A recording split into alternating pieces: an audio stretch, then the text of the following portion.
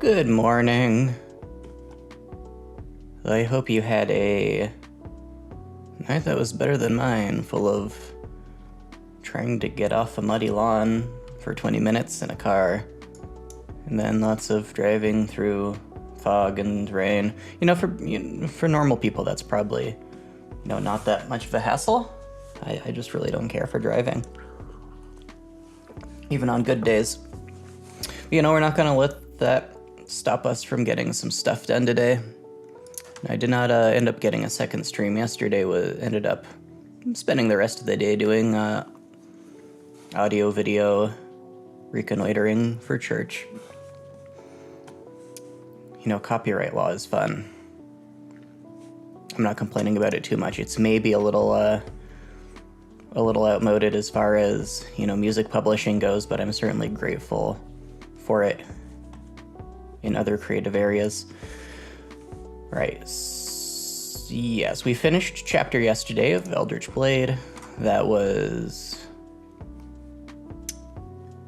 I'll read the synopsis today. I don't believe we did that yesterday. When vicious orcs attack, useless human Achilles draws his father's sword and gains a unique system ability, 1,000 Eldritch Eyes. Now he can sacrifice them to gain powers. Achilles wants to become an Imperial Knight and kill the demon lords who make monsters stronger than humans. Will his 1,000 eyes help even a useless human survive that long and rise to become a hero? This story is strongly inspired by shonen anime, Dungeons & Dragons, and Monster Hunter. There's a strong focus on fights, there's no harem, and only light romantic elements. The main character starts off somewhat naive, but is not stupid, and he quickly grows smarter. Now, before getting onto this platform, I would never have put a lot of these elements into the synopsis. I wouldn't have described the main character as being useless to begin with, but that seems to be a really common keyword that on this platform, readers seem to like characters being looked down upon by others and then showing them up by proving that they have some kind of actual superiority over them. Like if you had a king who dressed up as a beggar and went to a merchant in the middle of the town, and he's like, potion seller, I demand your strongest potions. And if he had revealed himself to be the king, the potion seller would have given him everything, but he's like, a little beggar like you couldn't handle my potions. And then the king reveals his true identity, and everybody's like, oh, he was the king the whole time! How could this be? And the merchant's like, oh, please, your majesty, I had no idea. You may have all my potions now. That seems to be the one element that people love above everything else on here. So calling him useless to begin with and saying he gains a unique ability. I started out the story with this very, very simple writing style I was talking about in the last video, that's seems to suit the reader base better. I wasn't able to stick to this level of childish simplicity. Now he can sacrifice them to gain powers. New line. But I really should have probably try to write a bit more simply, closer to this, if I want people to actually continue reading it. And then, until recently, I would never have put these like meta data elements in the synopsis. But not even just on this web novel platform, but in indie publishing in general. This seems to be a very common thing that helps readers realize exactly something they'd want. So this tells people it's like anime, so all the people who are racist against the Japanese on this side, I guess, are not going to read it, so maybe I'm shooting myself in the foot here. Dungeons & Dragons and Monster Hunter, which, maybe is going to skew my audience a little more Western. I don't know that terribly many actual Japanese people use this site compared to like actual original Japanese language web fiction sites. I guess I don't know. Most of the plurality of my readers, at least, are just American to begin with. So, maybe I am targeting the right audience here. Strong focus on fights, no harem and only light romantic elements will turn off, it feels like most of the readers on this site, but will attract the people I actually want to read it, certainly if they're expecting these. And when I say romantic, that usually just means like very PG-13 to R sexual elements rather than actual like genre romance elements. usually just the main character has every girl in the series interested in him and, sleeps with quite a lot of them. And then because I had some comments early on that the main character seemed maybe a bit naive because he's a teenager. The main character starts off somewhat naive, but is not stupid, and he quickly grows smarter. Which is kind of a bit of a concession that I've had to make, is making the main character a bit more, he has a bit more agency compared with maybe what would be reasonable for him to have in many of these situations. So last chapter we wrote Strange New Forest, which is where they got into the forest, which is the demilitarized zone between the human lands and the demon lands, where the demons are occupying what used to be the imperial territory. And they did a very light amount of talking back and forth.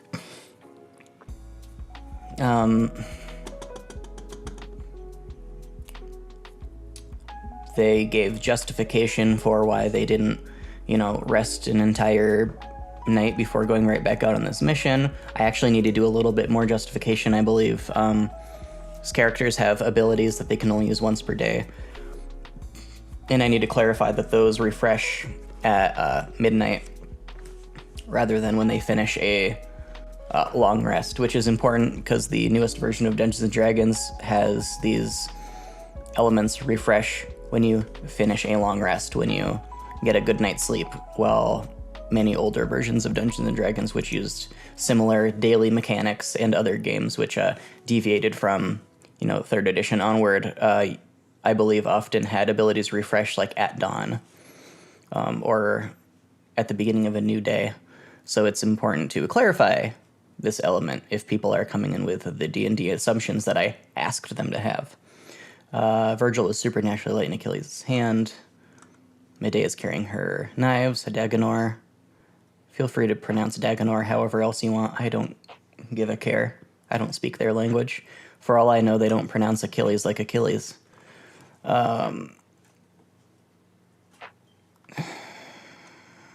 Talked about the difference between demons and orcs as far as how monstrous Achilles considers them. In one of the first chapters, the orcs that attacked his village, Achilles gained his class power. Right then, he became a first-level warrior, and he took advantage of the fact that he knew the surroundings of his forest in the middle of the night, and the orcs did not, and he used Virgil to gain some dark vision while the orcs didn't have any. So he had quite an advantage on them as far as that was concerned. And gaining a class level supernaturally gave him some tactical patterns in his mind. Basically, it infused him with these skills he would actually have acquired if he had, become a warrior over actual time. So he was able to kill or incapacitate or scare away a couple of orcs through, guerrilla warfare. Guerrilla? I don't know how that's... I don't know how the guerrilla warfare spelling is pronounced differently from the gorilla animal spelling, because I don't, hear things spoken as much as I read them. And Achilles dueled the leader of the orcs, who respected Achilles because he had proved himself to be, far less weak than, regular humans. And the orc basically called a truce and declared Achilles his rival and said that they would fight again, which is the only explanation I could have for why Achilles didn't just die there, as the orc was considerably more powerful than him. That'll come back at some point later. A dozen spiders, each the size of a small dog, descended from above them. Their eyes were glowing a pale blue, just as the ghosts that they were told about.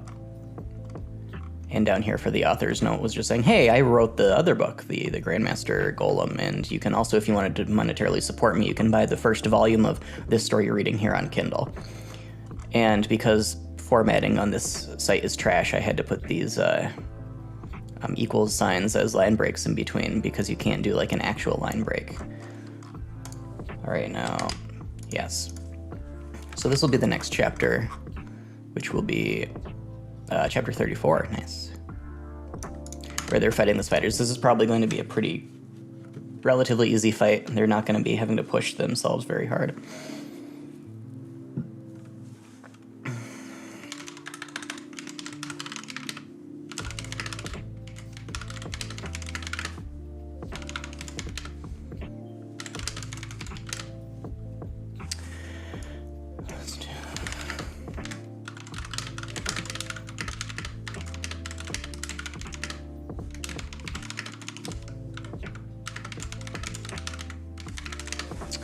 I can't decide whether he should think to use the same weapon art he just got, Horde Breaker, that had previously allowed him to attack everybody within range of his bow at once.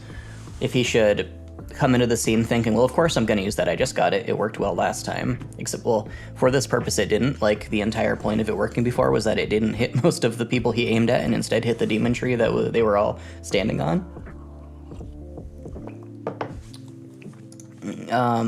Uses Horde Breaker. So either he should think to use it immediately and think that's not going to work, or he should end up using it again to kill them at the end. I guess I could do both. It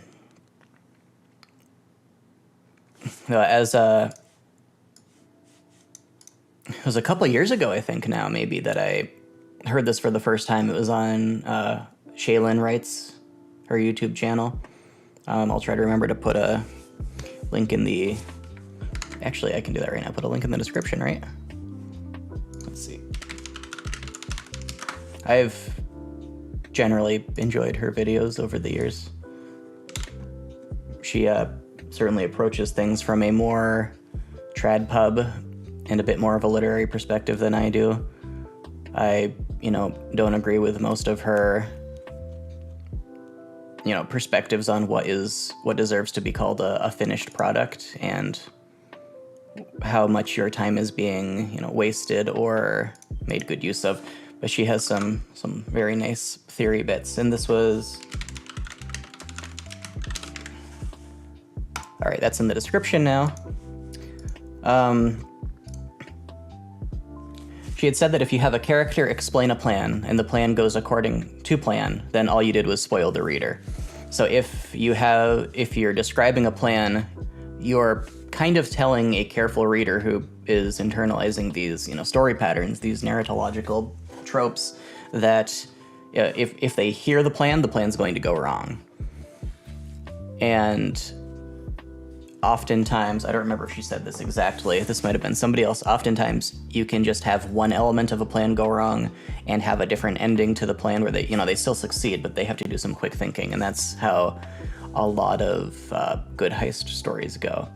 And that calls back to the twists, reversals, moments of danger aspect of plotting, where you can create a scenario, add a twist to it, have the fortunes reverse at just the right moment, or add a new danger that wasn't there before, and ta-da, you have intrigue and you have drama. So I can have him want to use this ability first off, and then if I create some situation that will change his perspective of how it needs to be used and he has to use it differently, then I've, fulfilled my narratological duty without just being boring and spoiling the reader as to what was going to happen from the very beginning. So Achilles' first instinct was to turn Virgil into a bow and use his Horde Breaker weapon art against the swarm of spiders. Ghost. Possessed spiders. Clearly.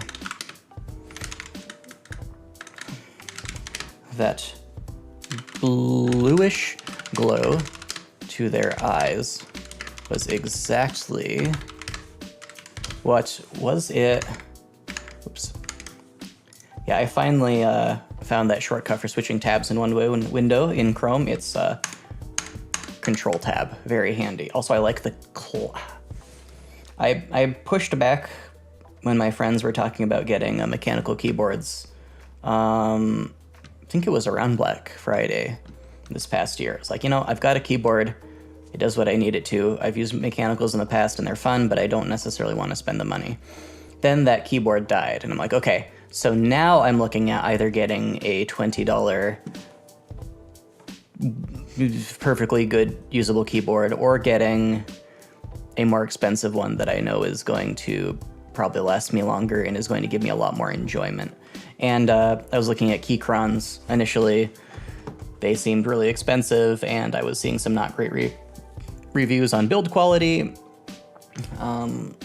and decided to get this CIV one from Amazon, and I got some ACO keycaps to replace, switches to replace, and I got a set of fairly generic keycaps to switch on. And let's see if I can, move this around and get it on camera without it just breaking everything. Yeah. I ended up getting a keyboard that I like quite a lot. And it's even got the top plate on it is held on by magnets, so I can lift that up and I can either get a lower profile kind of look to it, or I can, just clean it easily. And because of that switch not working well that I, swapped out for one of my spares yesterday that I was talking about, I'm very happy that I got the ones that are hot swappable where you don't have to solder the board.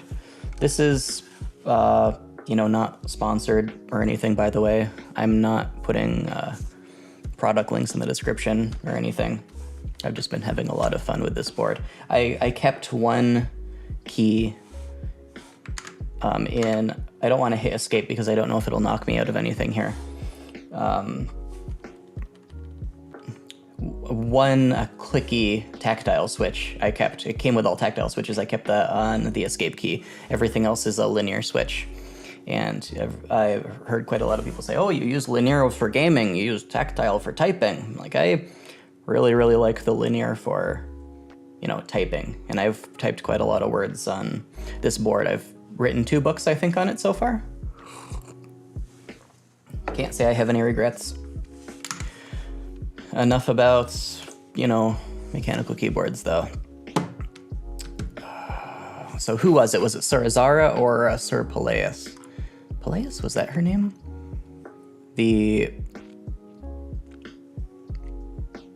Gosh.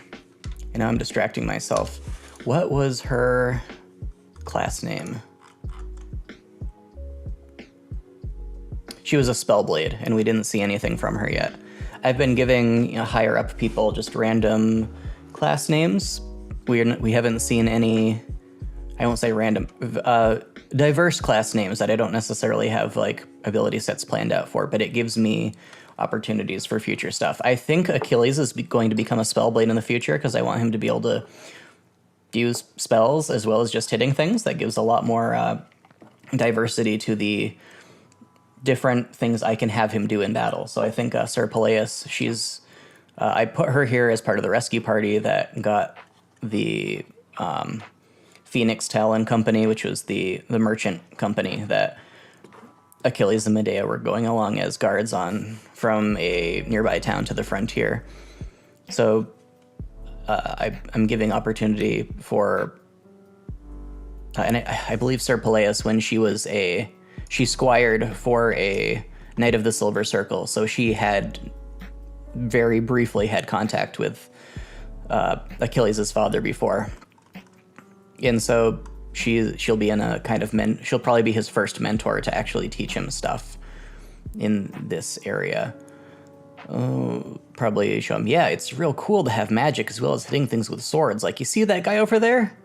Yeah, you could run at him and hit him, or you could, point your sword at him and you could shoot lightning at him. Have you ever heard of Link? He's a magic man who shot lightning out of his sword, Achilles. Achilles is like, I have no idea who and what you're talking about, but that sounds cool, so let's do it. And then I went across and didn't even see who it was who told him. Was it Sir? Let's see, Blue? No, this previous chapter is where we need to be. Oh, come on. Wheels. That was several chapters ago. Okay, I also need to get better at writing cliffhangers. You really need cliffhangers in this sort of format, which is, I guess, really reminiscent of the old pulp adventure formats and serials used to be on TV and the radio long before that. Ending on a bit of a joke is usually about as close as I get to ending on a actual cliffhanger.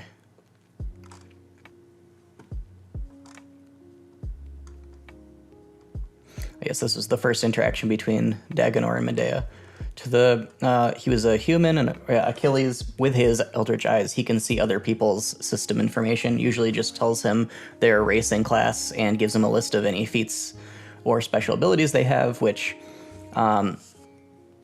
has helped him a little bit in the past. It's already been established that people with like really strong and disciplined minds can hide their information, because usually you can't see someone else's information. You can only see your own, and only if you have a class. Like, most humans are not aware that the system even exists. It's only once you gain a first level in a class that you realize it. And usually you have some kind of a mentor who also knows that information. They're like, you have discovered the secret of the world, and now you may be entrusted with its secrets. Yes.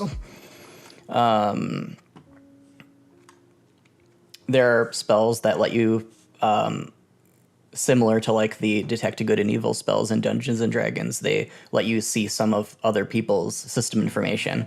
And so because that's a thing, people who are kind of advanced in their classes will build mental discipline to hide their information from other people in case that could ever be used against them.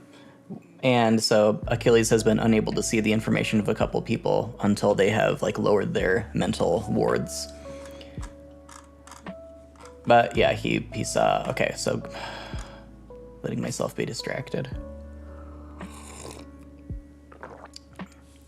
Let's see. They possess a monster. I've just been messing up everybody's names, haven't they? So, Sir Cassel is the woman who is the Spellblade. Sir Peleus is the Knight of the Silver Circle, who is the War Priest, who is commander of this camp. So Sir Cassel described them as the pale glowing blue eyes. So yeah, Achilles and Medea left the building. Achilles was about to speak to Medea, then his attention was caught by a young wild-haired man with wispy facial hair who was arguing frantically with the guards. Transitionary language is another one of my weaknesses I need to get better at. I have a lot in this book in particular of, okay, I need this event to happen following this event, and I need some kind of a causal link between them. I need some reason why the narrator is switching from this to this, and it needs to make some kind of, linear sense to the reader. So I have a lot of just, Achilles was about to speak to Medea, I don't even know about what, probably just discussing the mission they just got, but then his attention was caught by a young, wild-haired man with wispy facial hair who was arguing frantically with the guards. No, the fellow said, really, I need to talk to the commander. I heard he's sending the newcomers off to a mission, but I've been here for weeks and no one will let me do anything important. How exactly is that fair? He was a human and a first-level warrior, just as Achilles had been recently. Besides that, there was nothing special or impressive about his system attributes. In fact, his stats were pretty low and he had no feats. Medea frowned. Who are you? She asked. To the relief of the headquarters guards, the fellow stopped complaining at them and turned to see Medea. His eyes widened, then a smooth expression came over his face. Hello, my dear. They told me the two of you were strong and skilled heroes, but they didn't tell me you were so beautiful. Medea's expression did not change. Oh, so there's nothing interesting about you at all. For a moment I thought you were concerned about joining a mission on the frontier, but apparently you're only looking for a girlfriend. Well then, Achilles, let's go. No, the fellow gasped and gave a deep bow. My apologies, miss. I was only overcome with your stunning beauty. Please, I desire, more than anything in the world, to prove myself as a noble hero. I dream of becoming an imperial knight, like my grandfather before me. And that ties into Achilles' own dream of becoming an Imperial Knight like his father before him. So he's like, yeah, this guy's a little, weird and obnoxious, but, maybe we should give him a chance. And actually, I just noticed a typo here that I've got to fix. Frontier should have been capitalized there. So let me just fix that real quick. That would have been the Overenthusiastic Warrior, Control F. Frontier. And update. And actually, we need to fix that in my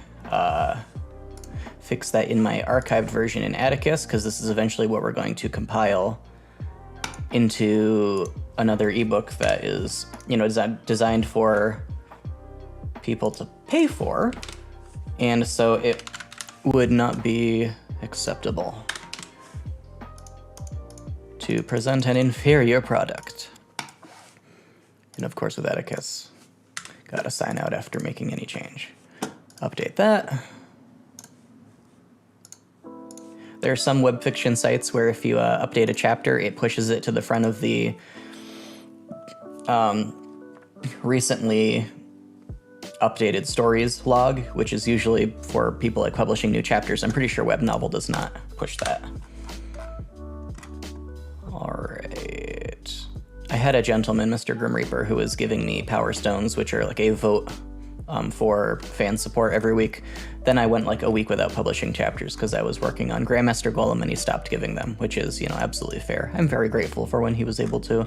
His gifts meant that a lot more people saw the book than otherwise would have because it was higher in the ratings. So it was Sir Cassell, the Spellblade, who had told Achilles. And goodness, hold on. The sun decided to rise. I was having a lot of webcam trouble earlier. This will let me drop my exposure down, will let me drop my gain, my ISO down.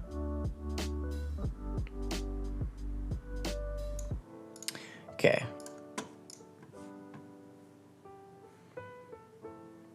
Still seems weirdly laggy. I wonder if I'm continuing to do something wrong. Oh well.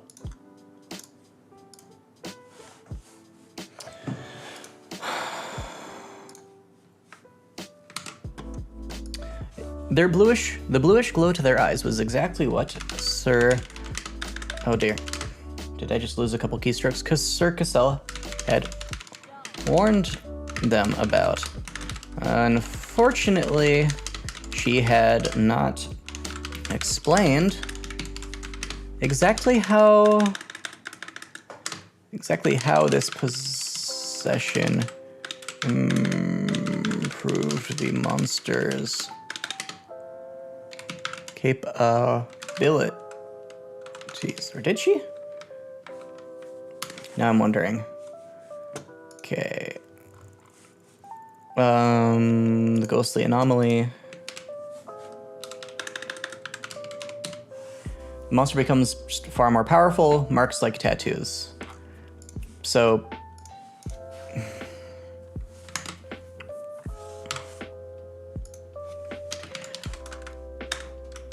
Achilles could see the spiders. Yeah, we should probably have a new paragraph here. Because this might go on for a bit. Stats for each much lower than even a, which were generally much lower than those of a grown human. Even under whatever boost the, actually I can use this as opportunity. Focused harder on one spider in particular, and soon a additional bit of information began swirling So here's the thing here.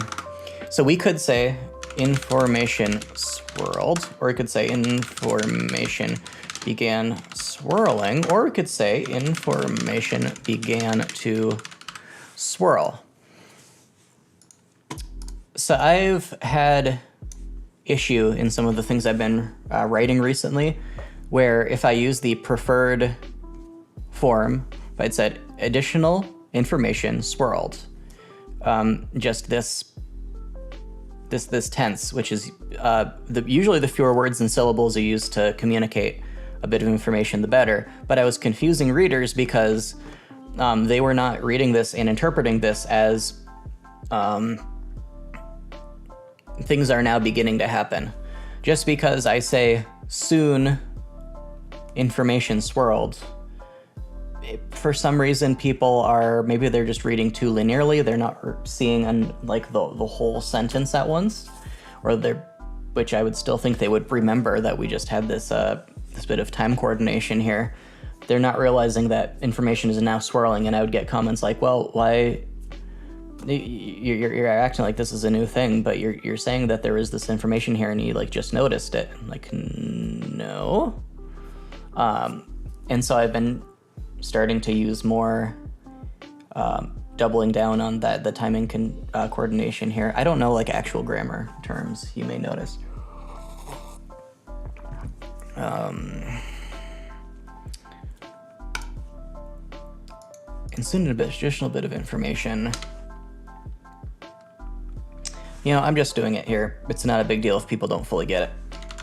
I'm probably doing the worst thing by wasting time overthinking it. If someone is really confused later, I can always change it. And soon, an additional bit of information swirled. The creature. Whenever I've been doing system information, that's the like metaphysical information he's getting as though he had a computer HUD in front of him, computer GUI. Been putting it in double brackets. Whenever Virgil talks, I don't remember if we've seen it in the chapter I did yesterday, Virgil talks in single angle brackets. And he talks in Achilles' head and can read Achilles' thoughts. So to differentiate from Virgil in the system itself, it's 2 brackets. So the problem is here, now we need an objective description of what the spiders are, how they're being buffed. I can't just say ghosts if they're not actually going to be ghosts. And it would be kind of silly if we had everybody saying, oh, these things are ghosts. And then the commander's like, well, I have a feeling that they are not really ghosts, but some kind of dimensional anomaly. And then it turns out they're actually ghosts. Like, that would, number one, be anticlimactic. That would be introducing a mystery element and then saying you were an idiot to try to, you the reader are an idiot to try to figure out what that mystery could be. Second, it would then make perfect sense for them to just go back and say, oh, by the way, they were just ghosts. Just like, you know, send a priest out and just purge that entire area of the wasteland with holy magic, and you're definitely gonna just take care of them. And yeah, I don't even need a third reason. Those are just 2 good reasons for it to not actually be ghosts. Not that I was intending for them, but that because this is objective, because he's seeing the actual metadata about the effect that's on them, I need to give something that isn't going to immediately solve the mystery, is going to add some intrigue, and is going to just serve the purpose of this fight scene. So I believe in Path of Exile, there are ghosts that possess monsters and make them more powerful. So let's see if I can just like read the article on that and get some inspiration from it. Not that Path of Exile is the only game to ever do this. Does Destiny 3 also do this? Did like Destiny 2 do this? I'm sure this is just a troping game. So Tormented Spirits are the spirits of tormented criminals that yield their ill-gotten gains when slain. Eager to protect their trove, these spirits flee when encountered and imbue nearby monsters with dangerous powers, which improves their item drops. It's also possible for spirits to possess rare and unique enemies. I'm just gonna throw that over here. To possess rare and unique enemies, greatly increasing their threat and value to treasure-seeking exiles. The various spirits have differing modifiers they themselves possess as a spirit, in addition to effects that they bestow on normal and magic monsters that they touch, as well as a powerful modifier that they grant to any rare or unique mobs they possess. A single monster can be possessed by more than one spirit. Goodness. I've certainly never encountered that. That's amazing. Any mob that is bestowed or possessed by a spirit gains a modifier, spirit's touch grip, based on the spirit that bestowed them, in addition to some slight increase to movement, attack, and cast speeds, as well as significantly increased IIQ and IIR. I don't know what those are. Modifiers are shown in green. If a tormented spirit is killed, it is guaranteed to drop one rare item. If a rare monster is possessed, at least 2 rare items are guaranteed as a drop, and if a unique monster is possessed, at least 3 rare items are guaranteed to drop. A tormented spirit that is not killed and does not find a monster to possess will eventually break its bonds and vanish, leaving no items. Spirits that do possess a monster will not vanish. Charlatan, Aurora Cultist, Chevron Alchemist, Embezzler, Illegal Fisherman, Forger. Is this a word for so that's just must be a unique spirit rather than a criminal? Martyr, seditionist, smuggler, spy, storm cultist, thief, thug, Vol cultist, warlord. I also had the intention of taking inspiration from the Arc of D. Gray Man, where they find what's her name? Miranda, in the town where her she hadn't awakened her innocence ability yet, and it was doing like a Groundhog Day that only she was aware of. Not planning on doing exactly that, but so what could these things be? This is some kind of a anomaly that happened to pop up in an area that's kind of infused by demonic power, but isn't specifically going to be demonic, I don't think. Like, it's not just going to be, I don't know, maybe this is like another experiment that demons decided to do, where they're like, I wonder if we could use the power of time to call back the spirits who once lived in this land and sip their delicate soul juices, though they are long gone, and we could gain even more power this way, so that we have to less and less intrude into human lands and make them frightened and risk that they take stupid actions. Yes, perhaps we can do this thing. I mean, yeah, might as well have a demon be the final enemy of this arc. Arid warriors. There's like control backspace, go back to the, no. Interesting, I wonder if there is a command to go to the previous page in Chrome.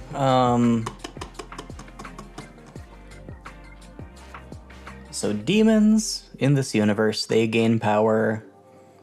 They come from another dimension altogether. The basic lore that was set up in the first chapter is humans lived perfectly happy in this world originally. They had their kingdom and stuff. They had magic. Their magicians found out how to open dimensional portals, and they were able to figure out new kinds of magic by pulling energy from different dimensions. And they created open doors, basically, that allowed elves and dwarves who had their own like dimensional pioneers and voyagers. They found these doors and they came through, and that's how some dwarves and elves got to this world from their own dimensions. Once the doors were opened, demons came through and just kind of ruined everything for everybody. So it's essentially established that everybody who isn't human has some kind of dimensional magic, and Virgil, Achilles' sword, is a otherworldly eldritch being who also has some kind of dimensional magic surrounding him. So this would be a good time to introduce a new facet to the lore, which is based around this dimensional magic that really ties everybody except for just basic humans together, and potentially explains why creatures who are not humans, humans are considered to have like levels. They're level 0 humans. They have a 0th level system ability, which gives them basically nothing. It just lets them gain experience a bit faster than other races, but explains why other races are born as level 1s, whether they're elves or orcs or dwarves, because monsters also came through the dimensional doors, or demons. They all have this system connection. Maybe it's like a cryptocurrency thing, and like a demon he put this curse on living creatures that hijacks their brain, and causes them to gain experience points and channels them back to him.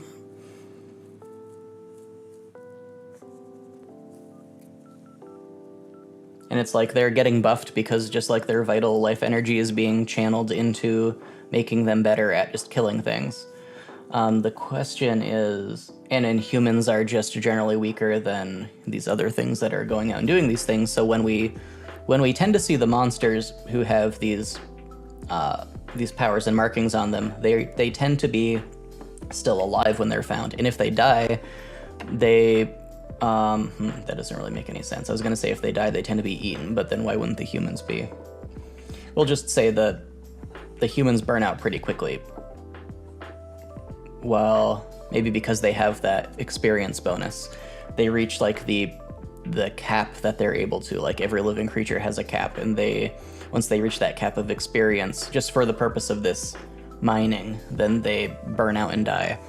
And so the monsters they reach it far less quickly than the humans do. And so the question is, this town, where there seems to be the dimensional time shifting, how is that going to play into it? But I can worry about that later, because all we need to do now is the spider fight. I usually don't focus this long on 1 minute.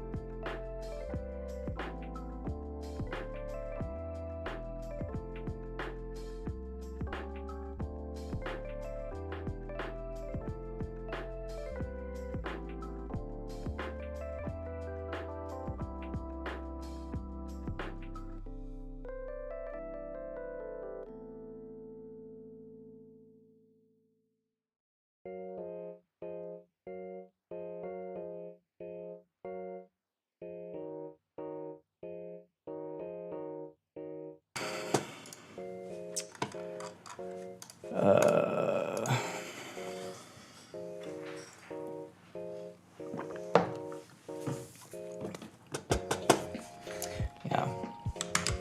Just have to come up with a name for that then.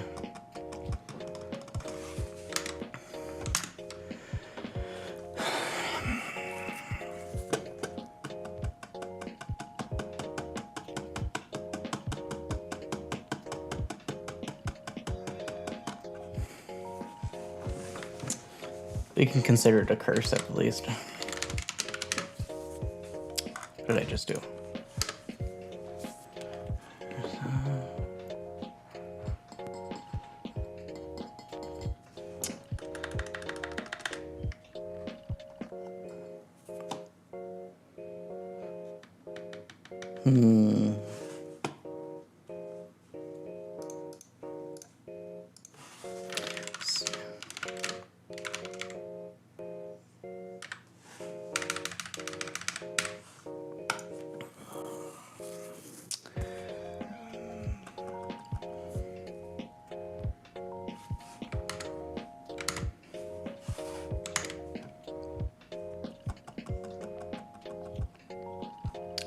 I just need like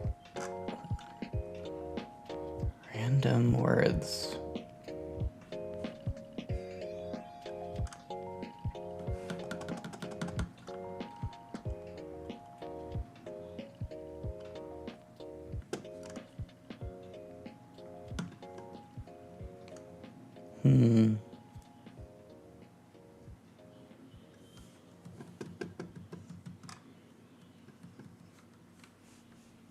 Ooh, conduit. Let's see, can I use conduit in this one? Can I just something dumb and simple that'll let me get words down? Well, I can rename this later if I need to.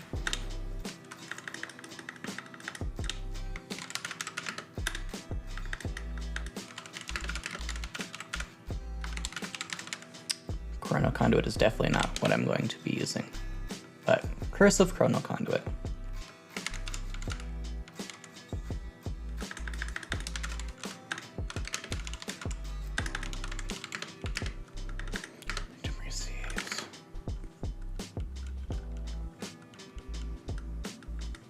Victim's life force is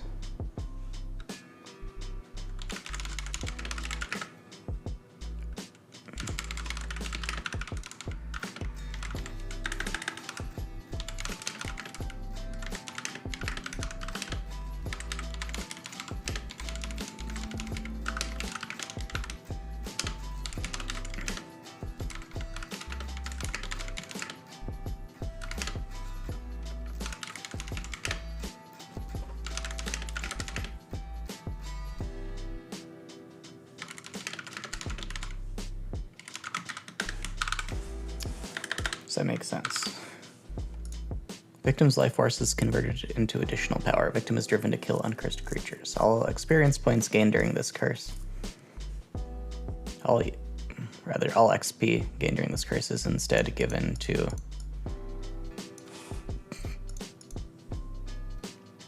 the caster.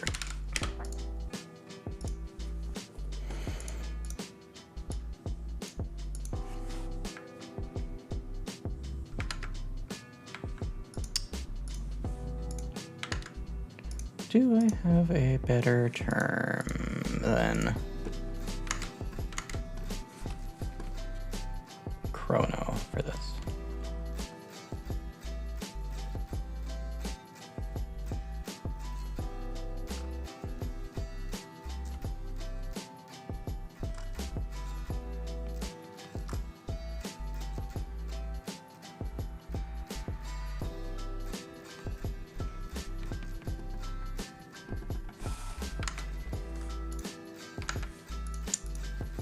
Just say Curse of the Devouring Conduit.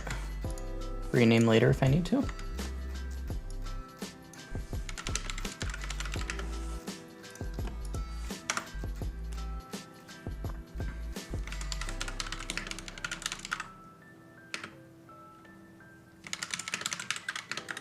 That did not sound like...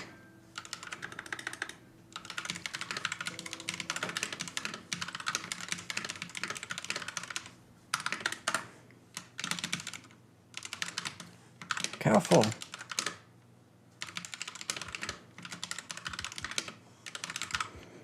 Virgil does a lot of just saying, careful.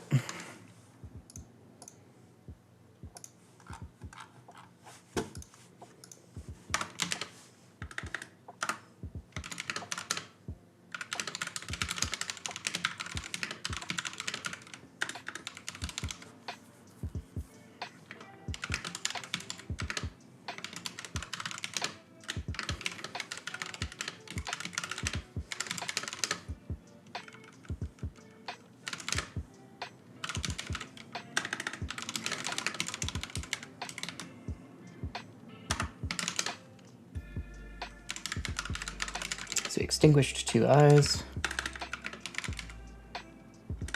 Actually, when I'm referring to currency, I've been using numbers extinguished. And I've got to go back and I've got to see what his stats were the last time I had them, which was a bit ago.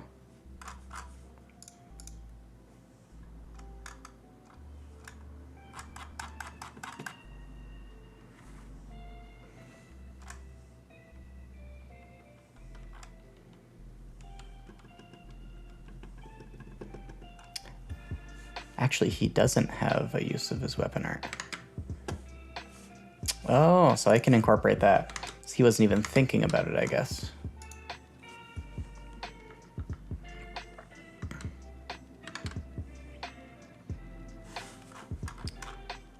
So the War Priest Commander.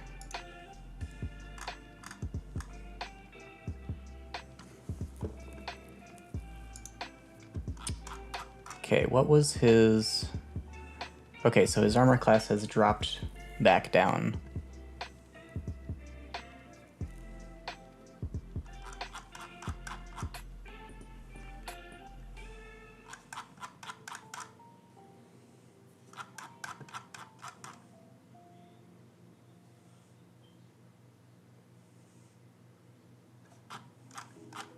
So he'll increase it then to 16. I'll just leave a note for myself.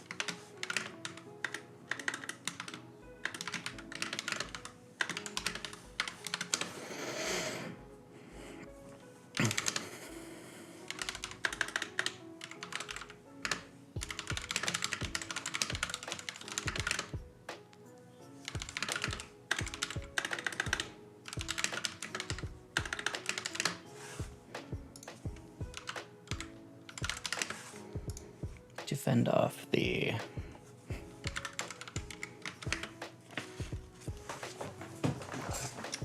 As this is a pretty meaningless fight, and he's got quite a lot more.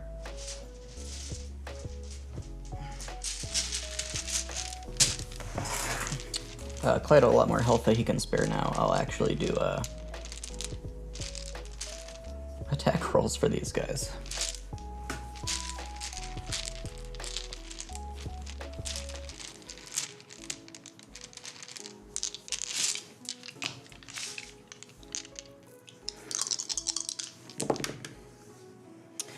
One of them hit.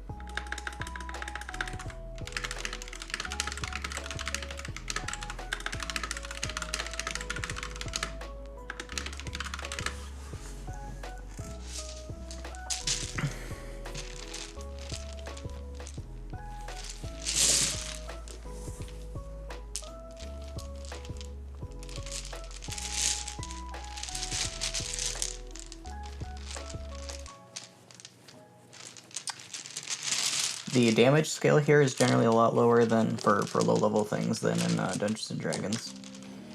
Like, Achilles only deals, like, 1d2 damage, I believe, with his sword. These spiders, being vicious and poisonous creatures, are going to deal 1d4, though.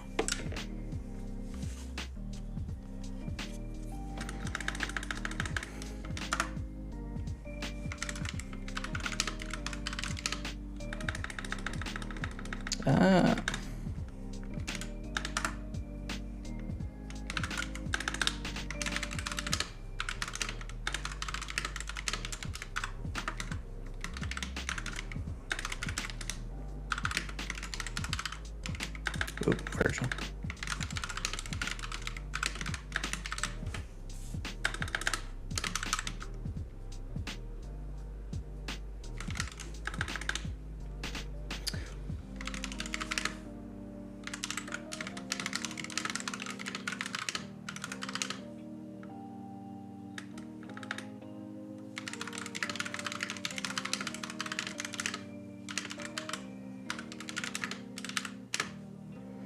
They kill even a full-grown man.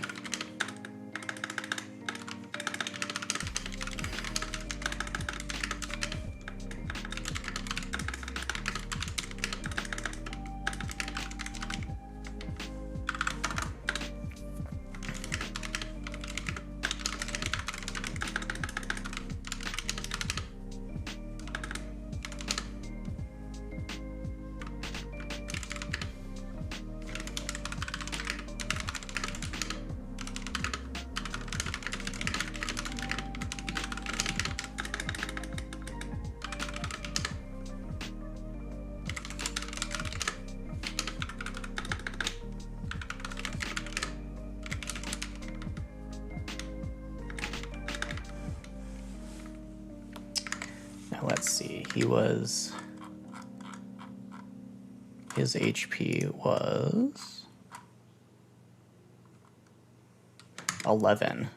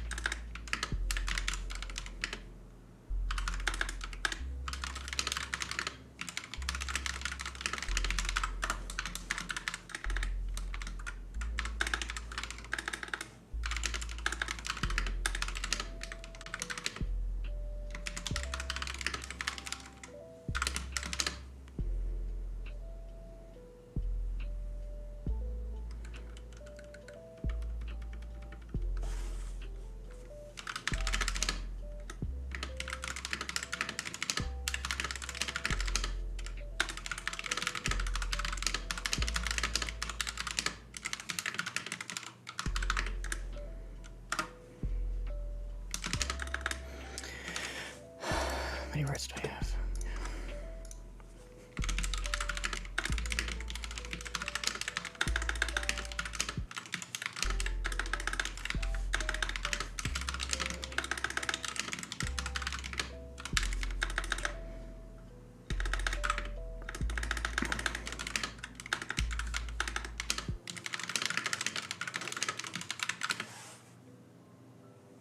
Who had bitten him?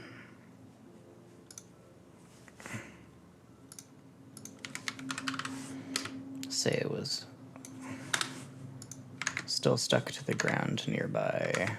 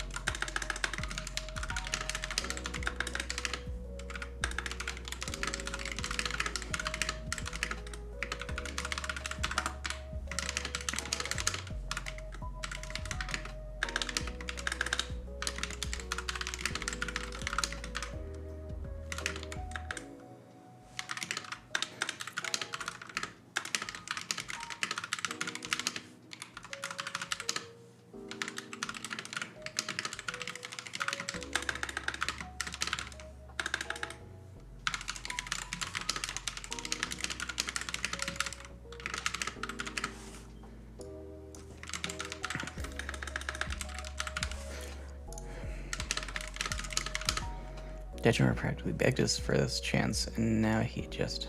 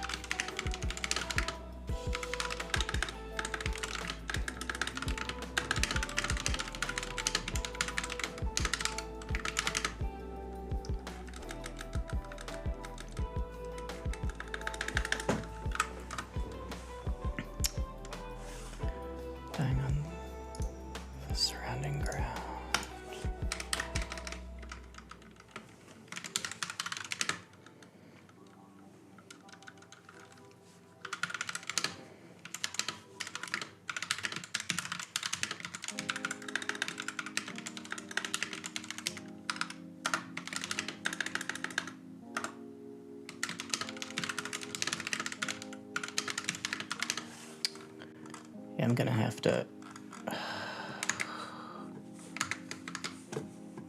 see.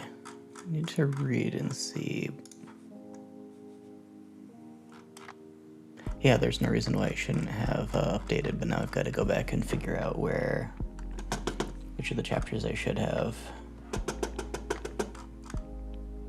changed the character sheet.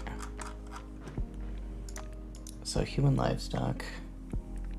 So the night air was silent. The Lord of Flying Things, Demon Slayers. After several slow hours, he was unconscious. Just grateful for this change. The next hours. Yes, so from 27 onward. 27 onward, it should have been changed. So I'm gonna have to go back and change those.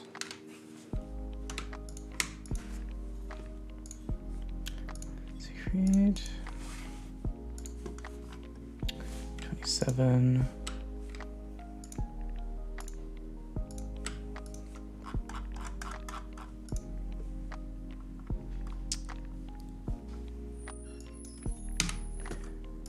Just that. The others, though.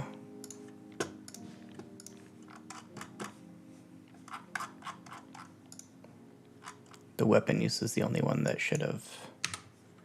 I think it's been too long since I've written this one. I've got to go back and relook at the mechanics that I set up.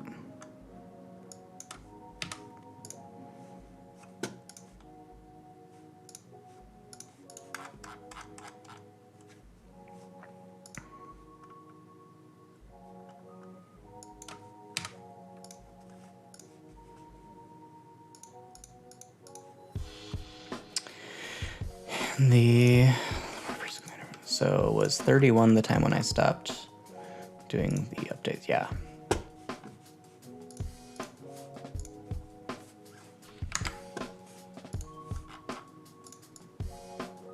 So that's not going to be a part that matters.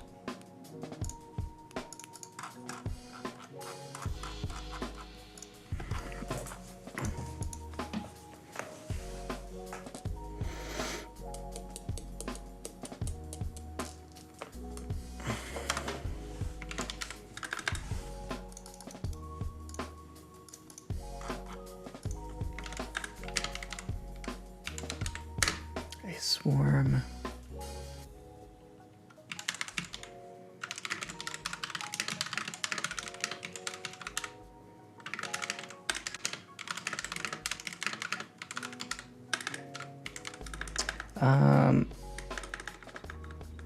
Let's see, what were his weapon arts? He has a defensive one, right? He really should use one at this point, I think, since he knows that this attack could, yeah, he doesn't really have the option.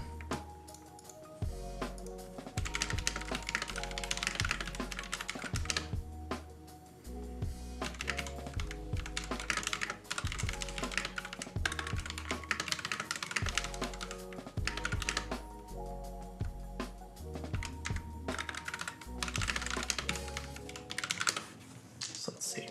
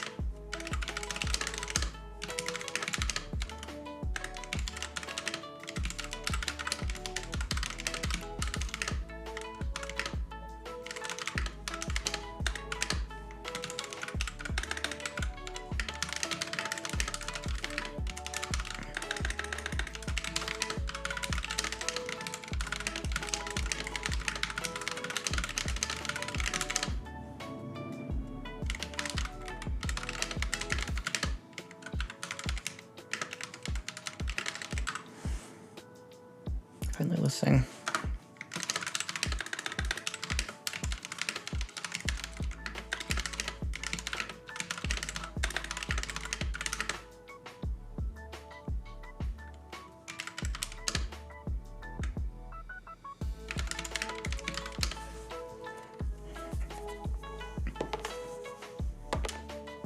Ooh.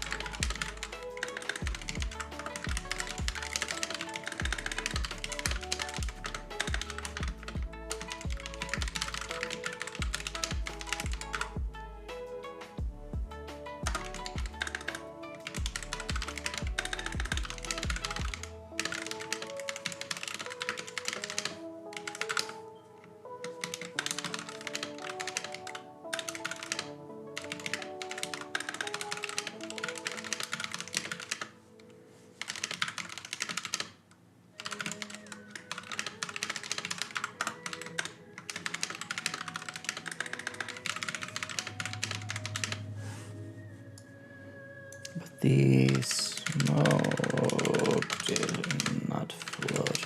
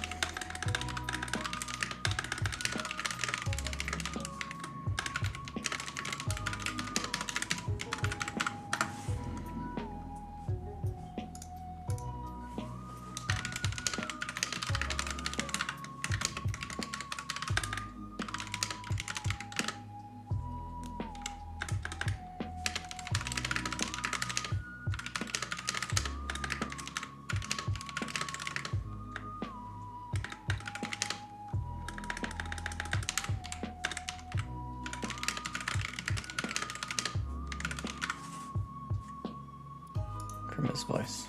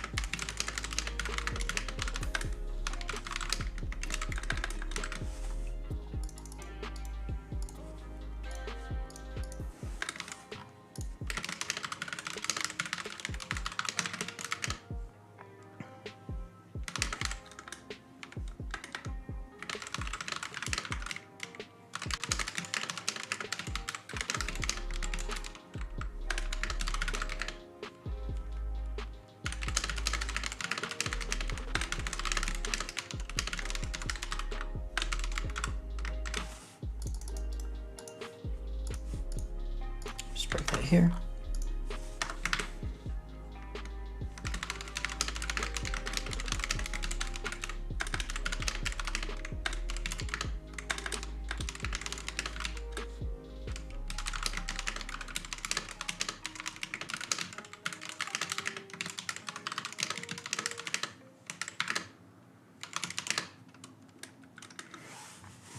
Let's see, how many? Let's see, everybody has a once per day healing ability they can use.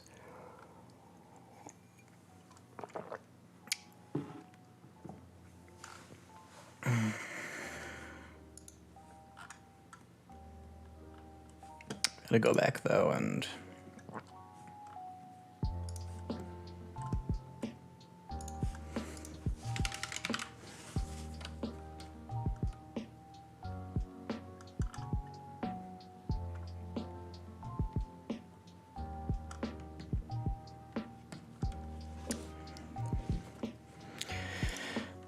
close your eyes. Yeah. Let's see. Oops, seemed.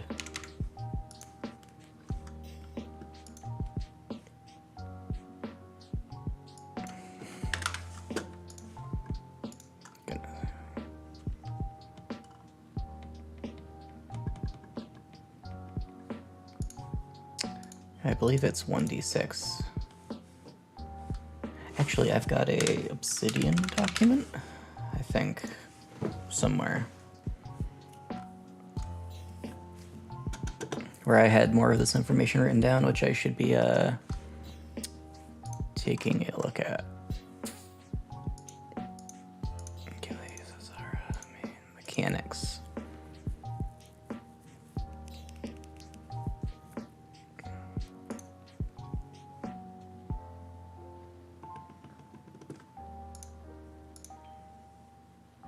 Classes, mechanics.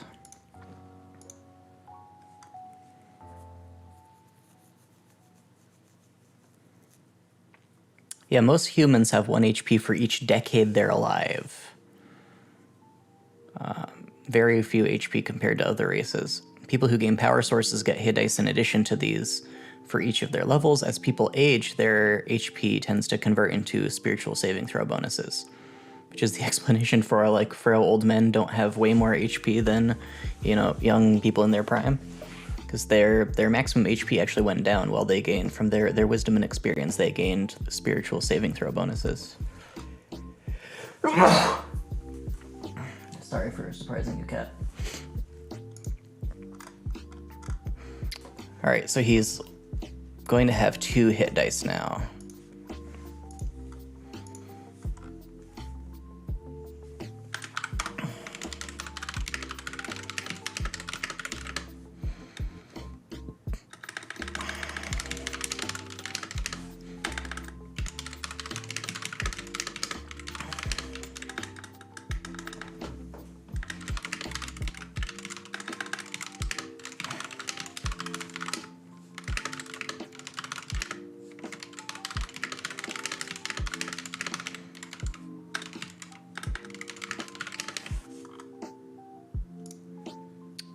So was it 1d6 or 1d8? Let's see, how much HP did he gain?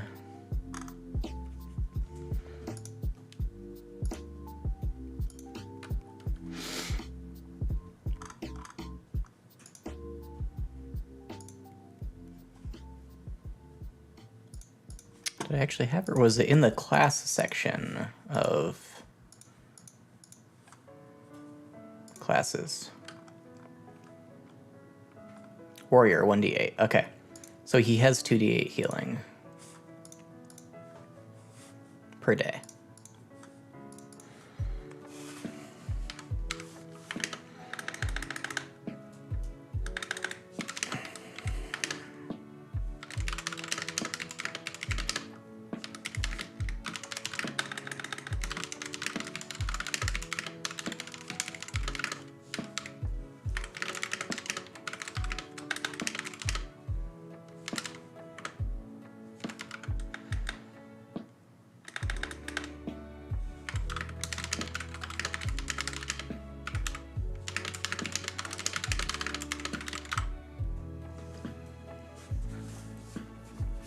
So I've been doing rolling for this kind of healing also, so let me grab a 8-sided die.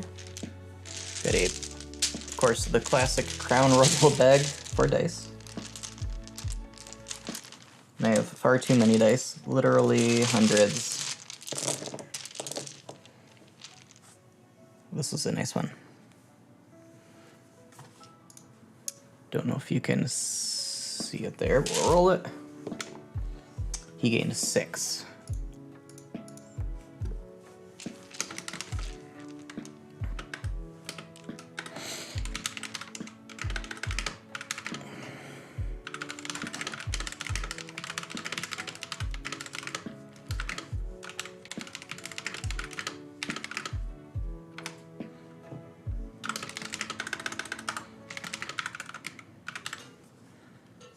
Actually, let's break there.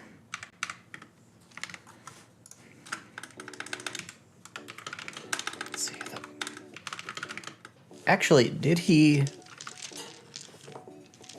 Yes, he would have regained this previously. When he regained his class ability. The pain of...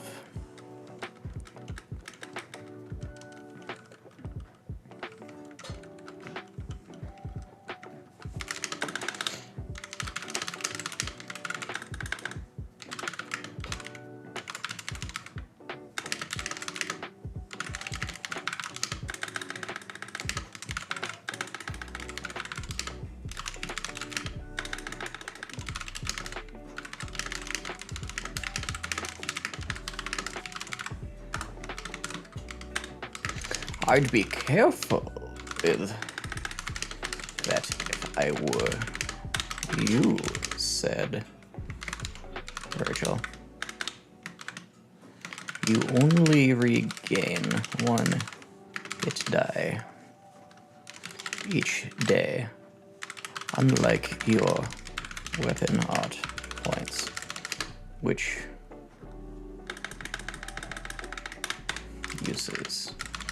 will refill to full to midnight. So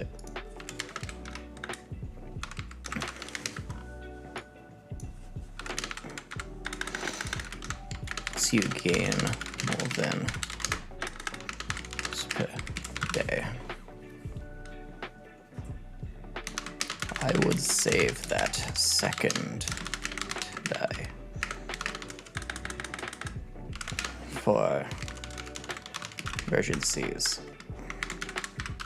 You'll gain an average of 4.5 HP from it.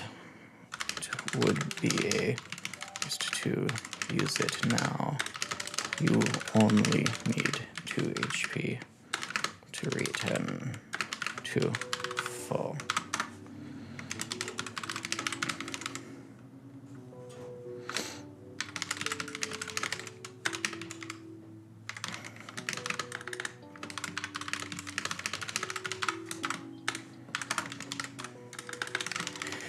Dea did not seem her own, having only taken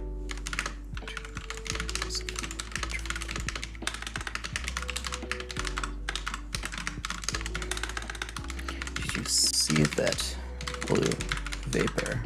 She asked.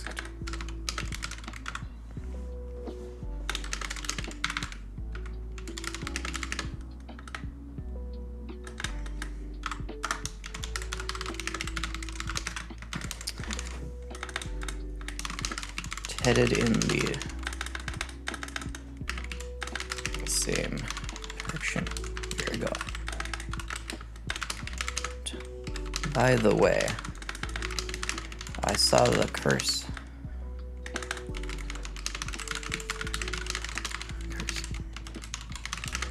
Spiders. Really doesn't sound like ghosts after all.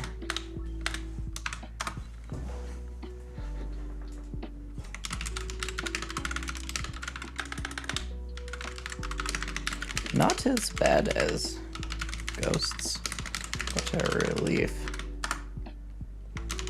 Medea shot. Man.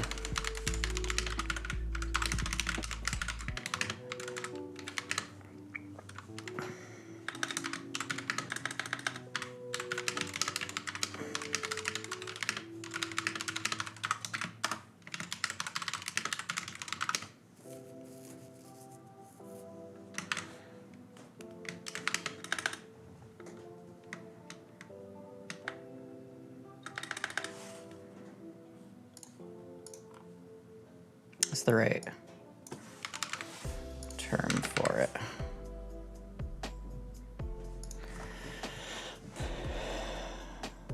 We're not fully healed.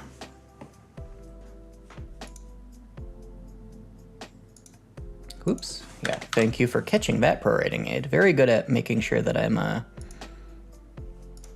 not ending Virgil's stuff with dialogue with quotation marks. All right, I will be right back.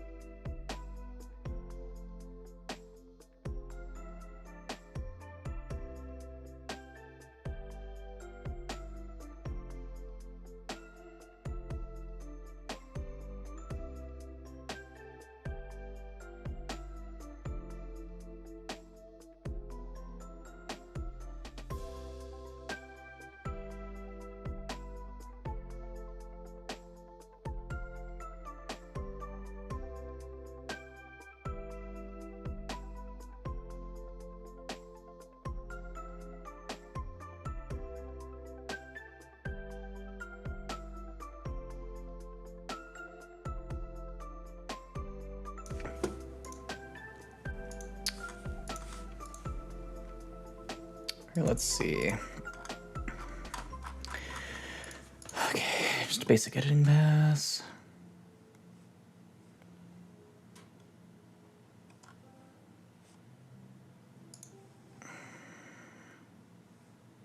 Poison, Virgil growled. Yeah, prorating it does not interpret these as closed quotes or open quotes, so it can give some wonky suggestions here. If all three spiders had him at once, he might have died.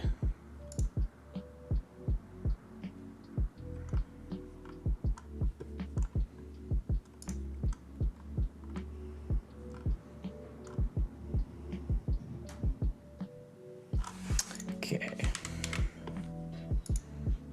Straight quotes. Going to throw this into Atticus.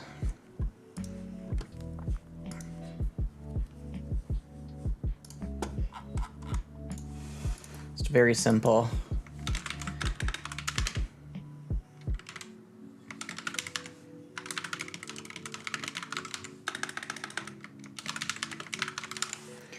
Ghost possessed giant spiders. That'll hopefully catch people's interest on the new updates page.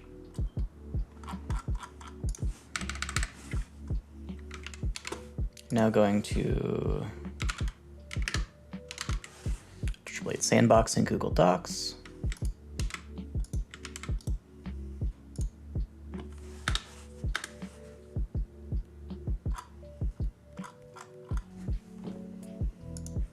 See if it gives me any suggestions.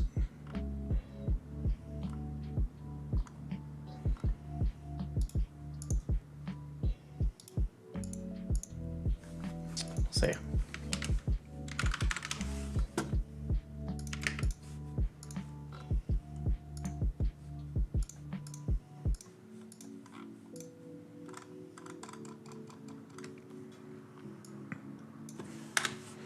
Okay, so he's gonna have +2 armor class, but is going to have -2 eyes.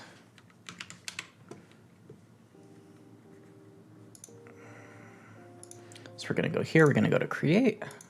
We're going to say new chapter.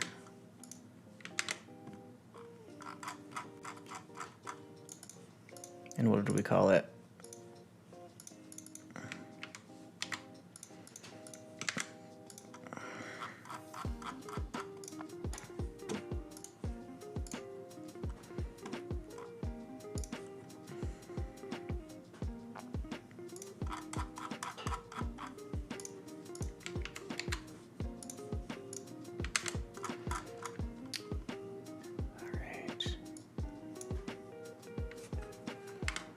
He's at 8, right? And he gained a bit of corruption.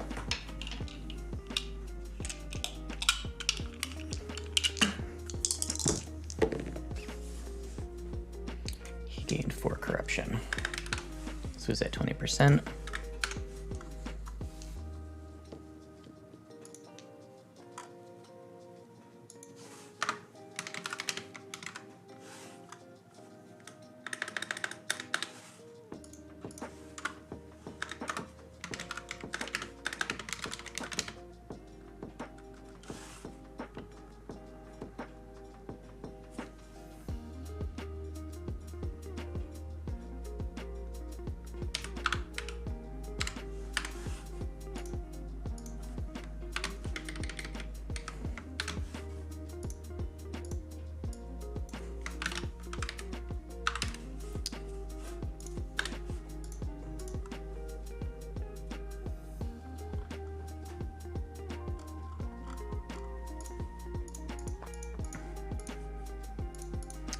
Okay. I'm gonna go back here. My most recent.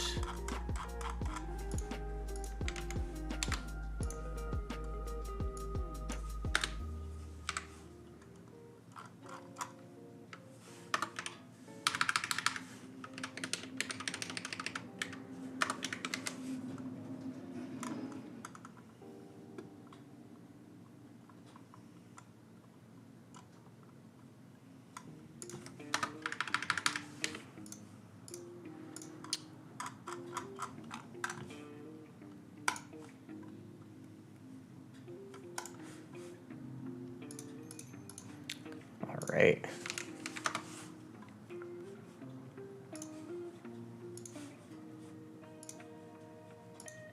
Stories. I've gotten some good views since yesterday. I was at, I don't know, 15.7 views yesterday. So, you know, a few hundred more is good. And with that chapter done, I think we're going to end stream this morning. Thank you very much for watching. I hope you found it interesting or useful or engaging or whatever.